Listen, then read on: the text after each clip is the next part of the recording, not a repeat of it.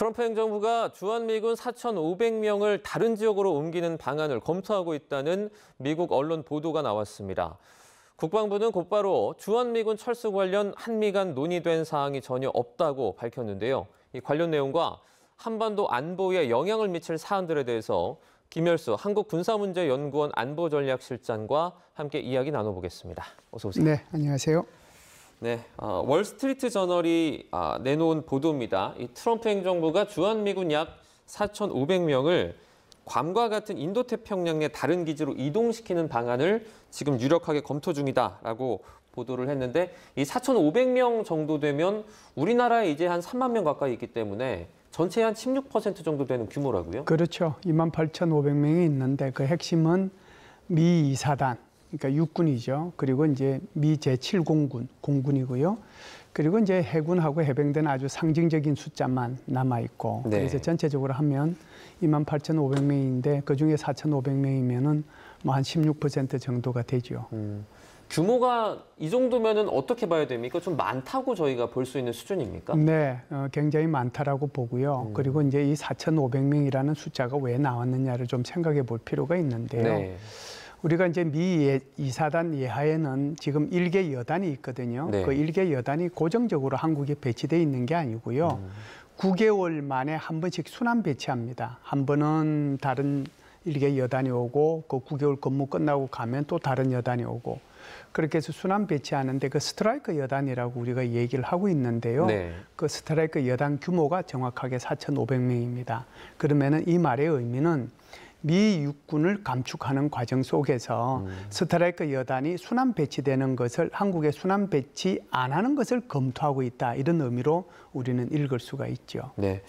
지금 그 우크라이나 전쟁의 어떤 향방과도 이게 관련이 있다고 하는데 어떤 부분에서 접점이 있는 겁니까? 글쎄요, 제가 여기 이제 우크라이나 전쟁하고 무슨 뭐 특별한 관련이 있는지는 모르겠는데 네. 우크라이나 전쟁보다는 오히려 지금 트럼프 이 행정부의 큰 그림 속에서 이런 것들이 진행이 되지 않느냐라고 봅니다. 네.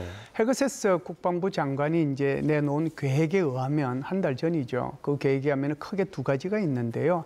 하나는 인력을 감축하겠다라고 하는 거고요. 하나는 미국의 국방 예산을 감축하겠다라고 하는 겁니다.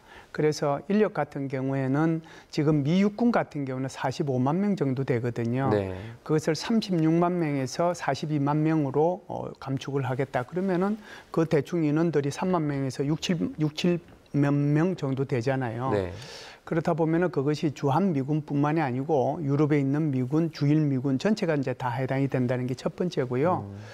두 번째는 지금 미군의 사성 장군이 이제 한 40여 명 정도 되는데 네. 그 사성 장군조차도 20%를 감수시키겠다라고 얘기를 하고 있거든요.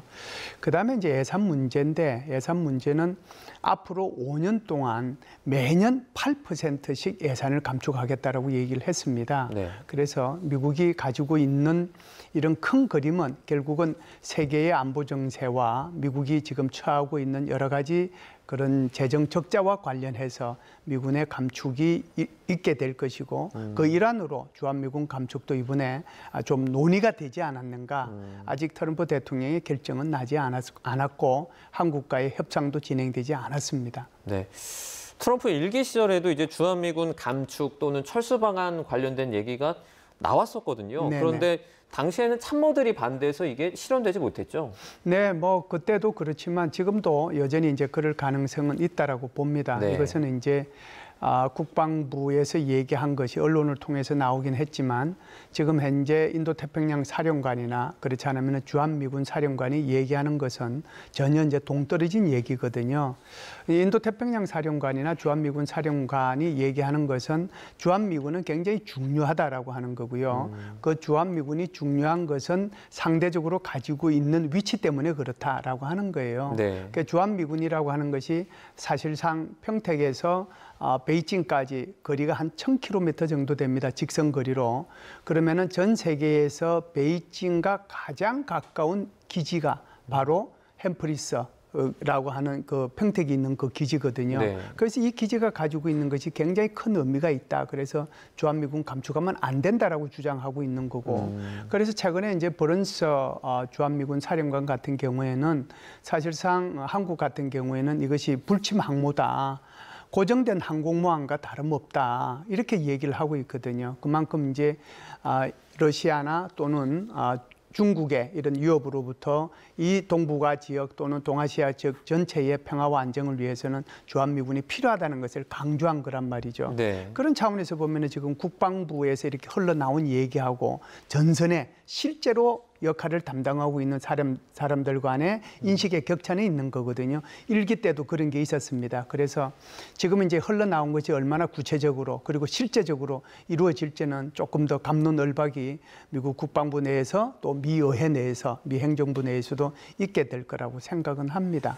그러면 실장님께서 보실 때는 현실적으로 봤을 때 그 주한미군 어떤 그 주둔 인원의 감축은 좀 진행이 될 수 있다고 보세요? 네, 진행이 될 가능성은 있는데요. 네. 이것이 이제 미국이 생각하고 있는 전략하고 배치되는 부분이 있습니다. 무슨 얘기냐면 미국은 올해 3월 달에 임시 국방 지침이라고 하는 것을 발표를 했거든요. 네. 물론 뭐 그것도 리크가 돼가지고 언론에 보도가 된 겁니다만은 거기에 보면은 미국 국방부가 지향해야 될 두 가지 과제가 있는데 그 첫 번째 과제는 미국 본토를 방어하는 거고 두 번째 과제는 중국의 침략으로부터 대만을 보호하는 거라고 이렇게 얘기를 하고 있거든요. 네. 그러면 대만을 보호하기 위해서는 굉장히 이제 이 아시아 지역이 중요하지 않겠습니까? 그래서 헤그세스 국방부 장관도 전체적인 예산을 줄이는데 인도태평양 지역에 배정된 예산을 줄이지 않겠다라고 얘기를 한 거예요.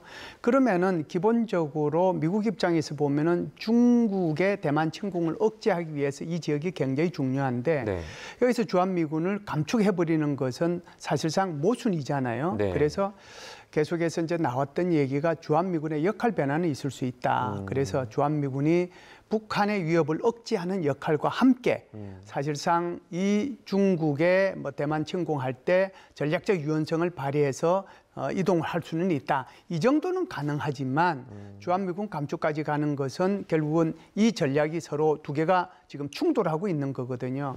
이 부분에 대해서도 미국 내에서도 고민은 있을 것이다. 일단 저는 그렇게 봅니다. 네, 주한미군 감축 일단 뭐 가능성 정도는 있다고 네, 보신다. 네. 네, 그렇게 분석을 해주셨는데 만약에 주한미군이 이제 뭐 인도태평양 쪽에 다른 기지로 이동하게 되면 네. 한반도 안보에도 좀 영향을 미치는 거 아닙니까? 예, 사실상 이제 이런 문제는 하루 이틀 된 얘기는 아니에요. 과거부터 이제 그런 얘기가 나왔는데 사실상 주한미군이 너무 북한의 위협에만 억제하는 역할만 수행해서는 안 된다라고 하는 것이 사실상 미국의 조야에서 여러 군데에서 연구 보고서로 나온 것들도 많이 있어요. 네. 그렇기 때문에 훨씬 더 주한미군을 재조정하고 재배치해서 중국을 억제할 필요가 있다 이렇게 얘기를 하고 있거든요. 그런 차원에서 보면은 예를 들어서 필리핀이라든지 괌이라든지 이런 쪽으로 주한미군을 재조정할 필요가 있다는 이런 뭐 연구 보고서들은 굉장히 많이 나왔습니다. 그런 차원에서 우리가 좀 접근을 해볼 필요가 있지 않는가 이런 생각은 해요. 네. 이런 가운데 미국 워싱턴 한복판에서 이스라엘 대사관 직원 2명이 총격으로 사망하는 사건이 발생을 했습니다. 용의자가 이제 체포 과정에서 이렇게 말했다고 하는데요. 가자 지구를 위해서 범행했다라고 당시에 이렇게 말을 했다고 해요. 네, 이제 이것이 이제 일파만파를 이제 불러오는 거고 네. 사실상 그 나비 짓이 어떻게 보면은 트럼프 대통령이 하버드 대학교에 지금 외국인 유학생을 이렇게 받아들이지 못하도록 이렇게 얘기하는 걸로 이렇게 퍼져 나가고 있는 거잖아요. 그 이제 이 범죄자가 이제 어떤 형태의 범죄냐? 그러니까 자기 스스로 그러니까 외로운 늑대 행태로 그냥 자기 혼자서 이 일을 저질렀느냐?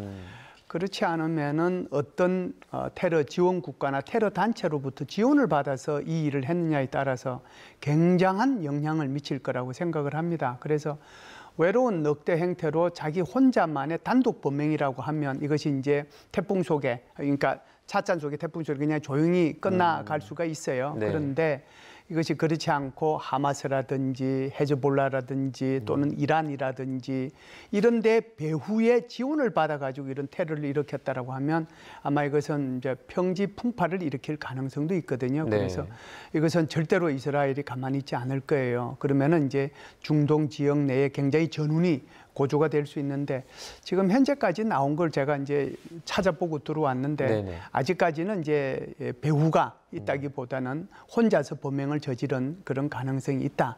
뭐 그런 식으로 나오는 것 같아서 일단은 조금은 다행이다는 생각은 듭니다. 그럼 만약에 수사 과정에서 네. 그러니까 배우가 뭐 밝혀지게 돼서 뭐 특정될 경우에는 중동 정세에 미칠 수 있는 영향은 좀 어떻게 보세요? 굉장히 이제 그게 이제 커지는 거죠. 그러니까 만일 그것이 이제 하마스든 헤즈볼라든 뭐 이란이든 이게 이제 배후로 밝혀지면 이스라엘은 절대로 가만히 있지 않을 거예요. 그래서 거기에 대한 응징을 할 거고요. 미국 입장에서도 보면 어떻게 보면은 자기 국가 내에서 세계 최고의 국가인데 그 국가 내에서 지금 테러 행위가 일어난 거잖아요. 네네. 누구의 사주를 받아가지고 그것도 이제 트럼프 대통령이 완전히 어떻게 보면 이스라엘을 친이스라엘 성향을 가지고 있는 그런 그 대통령인데 그러다 보면 이제 미국도 가만히 있을 수 없는 거거든요. 그런 차원에서 보면은 정세가 굉장히 요동칠 가능성은 있는데 거기까지는 안 가지 않겠는가라는 그런 생각은 합니다. 네, 실장님 가자지구 얘기가 나와서 그런데 네네. 트럼프 대통령이 올해 초에 네. 그러니까 가자지구에 있는 팔레스타인 주민들을 다른 곳으로 이주를 시킨 다음에 네. 이곳을 뭐 관광지, 휴양지로 만들겠다라고 했는데 이거 네. 실현 가능성은 어떻게 보십니까? 그 디벨로퍼잖아요. 그러니까 부동산 개발업자니까 개발업자 출신이니까 충분히 이제 뭐 그런 생각들을 많이 하는 것 같습니다. 그래서 캐나다도 51번째 주로 편입하라고 그러고 그린란드도 내가 가졌으면 좋겠다고 그러고 파나마 문화도 내가 가질 거라고 이게 이런 생각들이 결국은 이제 트럼프 대통령 인식하고도 이제 같이 맞아 떨어진다라고 볼 수가 있는데요. 제가 볼 때는 이제 굉장히 실현은 불가능할 거라고 생각을 합니다. 거기에 있는 가자 지구에 있는 팔레스타인인들이 한 230만, 240만 명 정도 되거든요. 네. 그 인원들을 어디로 보내고 어느 국가가 그걸 받아들이겠습니까? 그게 첫 번째 하나 있고요. 두 번째는 이게 국제법에도 문제가 돼요. 전쟁 중에 있는 그 국가의 어느 인원들을 갖다가 강제로 이렇게 다른 데로 이주시키면 안 된다라고 하는 제네바 협정이 있거든요. 그러니까 여기서 이제 또 반하는 거고요. 세 번째는 이 팔레스타인을 지지하는 중동 국가들의 반대입니다. 그래서 그 중동 국가들이 좋다면 200몇십만이라도 우리가 받아주겠다라고 하면 그게 아니고 전부 다 지금 반대하고 있거든요. 네. 단 한 나라도 그거 잘하는 거다 우리가 지원해 주겠다라고 얘기를 안 하고 있잖아요. 그래서 크게 보면 이 세 가지 차원에서 보면 트럼프 대통령은 디벨로퍼로서 어떤 욕심이 있을지 모르지만 굉장히 실행 가능한 것은 좀 어렵지 않겠는가 이렇게 봅니다. 트럼프 대통령이 우크라이나 전쟁 관련해서도 이제 발언을 했는데, 그러니까 유럽 정상들과 통화를 하면서 푸틴 러시아 대통령이 지금 뭐 전쟁을 끝낼 의사가 없다 이렇게 얘기를 했거든요. 네네. 지금까지 어떻게 보면 보여왔던 그 입장과는 조금 다른 말을 한 것 같아요. 트럼프 대통령도 이제 곤혹스러운 거죠. 왜 그러냐면은 2월 달에 취임하자마자 이틀 만인가 이 푸틴 대통령하고 전화를 통했고 네. 3월 18일에도 전화를 통했어요. 그래서 3월 18일 전화 통계 핵심 내용이 30일 동안 휴전하자라고 얘기한 거거든요. 그러고 나서 이제 엊그제 세 번째 전화를 했단 말이죠. 네. 2시간 동안 전화를 통했어요. 통하고 나서 바로 이제 취한 조치가 유럽의 주요 국가들, 그러니까 영국, 프랑스, 독일, 이태리 이런 이제 그 국가 수반들하고 집단 통화를 했습니다. 네. 집단 통화를 하면서 사실상 참 어렵다. 어떻게 보면 솔직한 얘기죠. 솔직한 얘기. 푸틴 대통령이 이게 휴전 협상에 또는 종전에 큰 관심이 없는 것 같다라고 얘기를 한 거거든요. 네. 그러니까 그렇다라고 하면 지금 30일 동안 휴전 같은 데서도 지금 스스로 어떻게 보면은 뭐 철회했다라고 하거나 또는 후퇴했다라고 볼 수 있잖아요. 그만큼 이게 트럼프 대통령이 취임할 때 24시간 내에 이걸 해결하겠다라고 했지만 벌써 4개월이 지났잖아요. 네. 이게 그렇게 쉬운 일이 아니에요. 제가 이제 여기 YTN에 와서도 몇 번 말씀을 드렸습니다만은 사실상 취임 후에 6개월 만에 이런 휴전 협정이든 평화 협정이든 종전 협정이든 이거 체결돼도 성공적이라고 제가 말씀을 드렸는데 이제 6개월 되려면 2달밖에 안 남았지 않습니까? 네. 이제 그 말의 의미는 그만큼 지금 서로가 생각하고 있는 것이 다르다라고 하는 거고요. 특히 푸틴 대통령 입장에서 보면은 우크라이나가 나토에 가입을 하는 것을 반대하고 또는 지금 현재 우크라이나 땅을 차지하고 있는 것이 우크라이나 영토 20% 정도 되는데 그걸 절대로 양보하지 않겠다라고 얘기를 하고 있거든요. 네. 이것 때문에 지금 진전이 없는 거예요. 그래서 여기에는 푸틴 대통령, 러시아의 일정 부분의 양보가 있어야 그나마 어떤 형태로든지 간에 종전이든 또는 뭐 휴전이든 되지 않겠는가 이런 생각은 합니다. 유럽 측에서는 우크라이나전에서 지금 지원이나 협상이나 조금 더 네. 주도적으로 나서야 된다라는 입장 계속 고수하고 있는 거잖아요. 지금 트럼프 대통령 그러면 어떻게 좀 대응을 할 거라고 보세요? 유럽 같은 경우에는 기본적으로 이런 거죠. 지금은 이제 트럼프 대통령이 자기가 중재자로 나섰지 않습니까? 네. 그래서 이게 이제 휴전 협상을 하고 그럴 때 유럽에서도 볼멘 소리를 많이 했죠. 왜 우리를 빼느냐라고 얘기를 했지만 일단 빼고 어찌됐든 뭐 푸틴 대통령하고 트럼프하고 전화도 통하고 이제 그런 과정을 거쳐왔단 말이죠. 그러면은 지금 유럽이 할 수 있는 게 뭐냐? 휴전 협상이 되면은 우리가 거기에 소위 말하는 유럽 평화 유지 활동군을 그쪽에다가 보내서 휴전 감시를 제대로 해주겠다라고 하는 것이 기본적인 생각이에요. 그런데 지금은 이제 만일 트럼프 대통령이 기본적으로 나 이제 중재 안 하고 나 빠질래라고 하면은 이제 유럽이 전면적으로 나서야 되겠죠.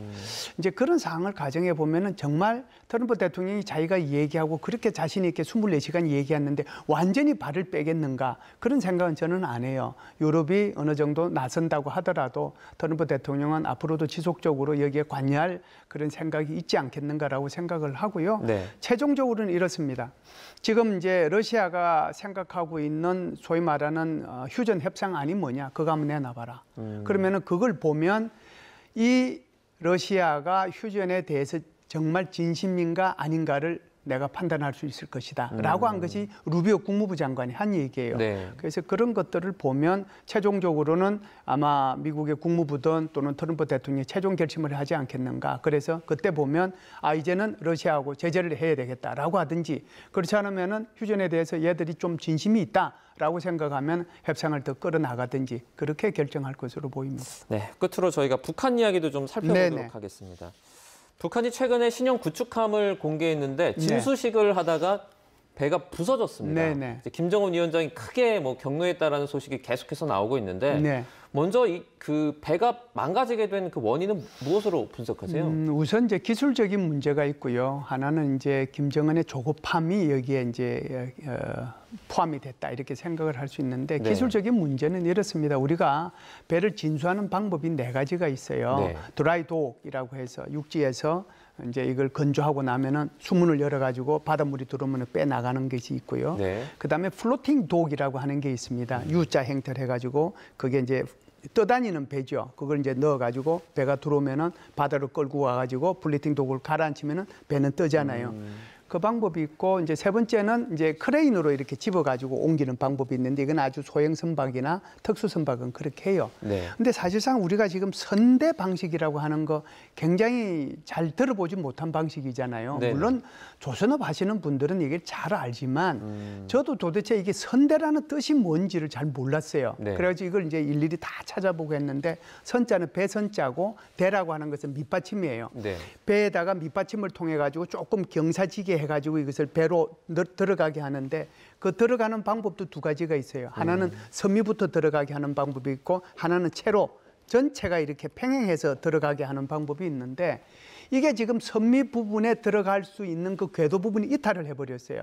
그러니까 이게 쭉 그냥 바다 쪽으로 들어가게 되고 그렇게 되다 보니까 선수 쪽에서는 이게 못 들어갔잖아요. 네네. 그러니까 요 밑에 선저 배 밑바닥에 파공이 생긴 거죠. 그러다 보니까 이제 그런 문제가 생겼는데 이게 기술적인 문제고 두 번째는 이제 제가 말씀드렸던 조급증이라고 하는 것이 빨리 4월 25일 날 지금 저기 최노라고 하는 거 구축함 하나 진수했잖아요. 그러니까 네네. 이쪽도 빨리 청진함에서 청진 항구에서 조선소에서 빨리 이제 하나를 더 해서 6월 말에 노동당 중앙위원회 전원회에서 자자찬을 하려고 했는데 이것이 완전히 무산이 된 것이죠. 네, 알겠습니다. 오늘은 여기까지 저희 듣도록 하겠습니다. 김열수 한국군사문제연구원 안보전략실장과 함께했습니다. 오늘 고맙습니다.